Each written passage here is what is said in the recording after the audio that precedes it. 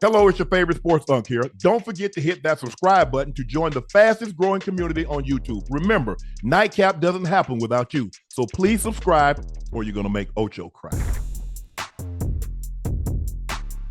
Cam Newton calls Brock Purdy the 10th best player on the 49ers. He said the team, he said, to earn the game changer label, you must be among the top. To change the game changer label, you must be one of the top 3 players on the team. And Brock Purdy is the 10th best player on his team. People are mad. But on offense, do you think who's better, him or Christian McCaffrey? Not who's. Come on, don't do that. Now you know C-Mac is Trent better. Williams. You know Trent that. Williams. All around. Now you know we talk about arguably one of the best left tackles they ever played. Nick Bosa. Don't do that. Whoa, that's that boy now. George Kittle. Now. George can do everything. He's the most complete tight end in football. Everything. The most complete tight end. He'll pancake you. He'll pancake your best DN and go out there and catch balls. Pause. So, McCaffrey, Debo, Trent, and I think this is what if I had to see in Cam's mind, I would say he's saying C-Mac, Debo, Big Trent, Fred Warner, George Kittle, right. Nick Bosa, Brandon Ayuk. That's 7. Now, okay, Tre'Davious now Ward, Travarius Ward.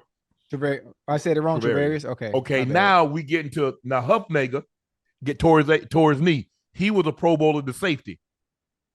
Right. Remind you a lot of Troy Polamalu. The way he's all over the field and the descent. Dre Greenlaw. So you said Fred Warner already? Fred Warner. So I mean, conservative. If you said he's the 7th or 8th best player, I don't think you're gonna get more resistance. Yeah. I mean, listen, I've said it, and I'll say it again. Brock Purdy does what they ask him to do very well. If you take Brock Purdy out of that elite, immensely talented offense, would he still be able to put up the same numbers or have the same success at, let's say, a team of lesser talent? There's nothing wrong with that. It's okay. It's okay. But what they asked him to do, he does it extremely well. What we haven't seen from Brock Purdy is seen him play with adversity, where he had to make the plays that mattered most when it mattered. And he did that. 17-point deficit. You got to put the team on your back. And he did just that. In the air and on the ground. Was Jimmy G elite? Because Jimmy G got this team to the Super Bowl. So with I'm just asking, is Jimmy G elite? No, he's a good quarterback. He got the team to the Super Bowl. And so did Brock Purdy. I said he was good.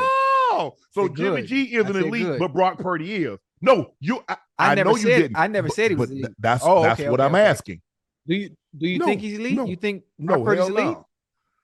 No. I mean, elite to me is doing what he did this year and being able to do it consistent. It's only his second year.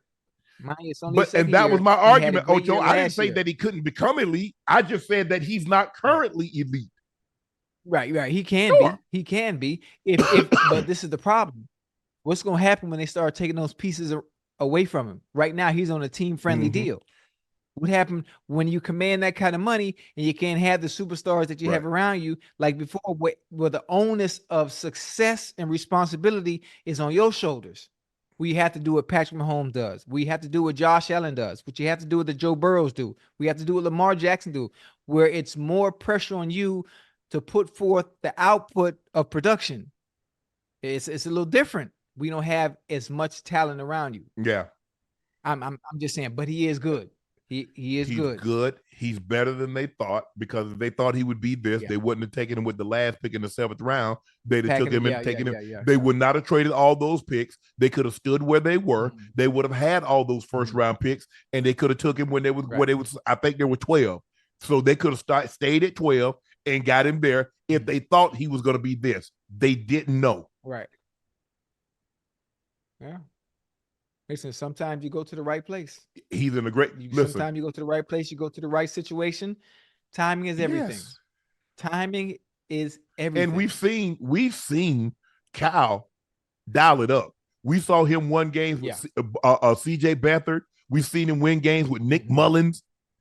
Obviously, he got to the how many NFC Championship games he got to with Jimmy G.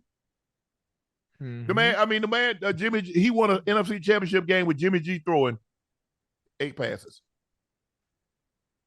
And he had a 10-point lead late in the game in the Super Bowl with Jimmy G. Yeah.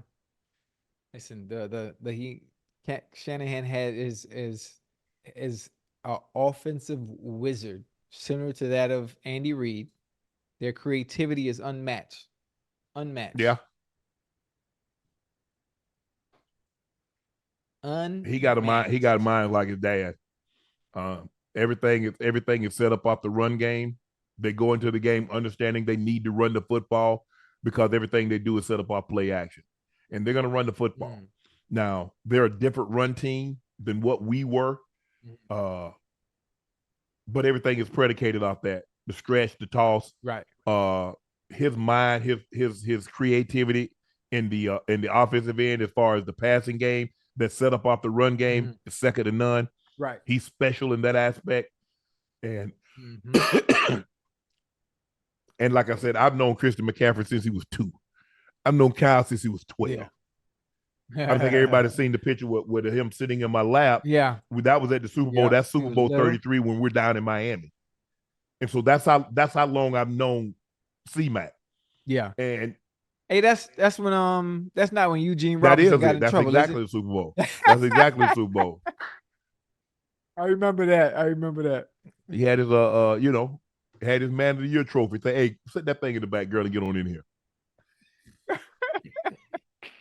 I just let it say that.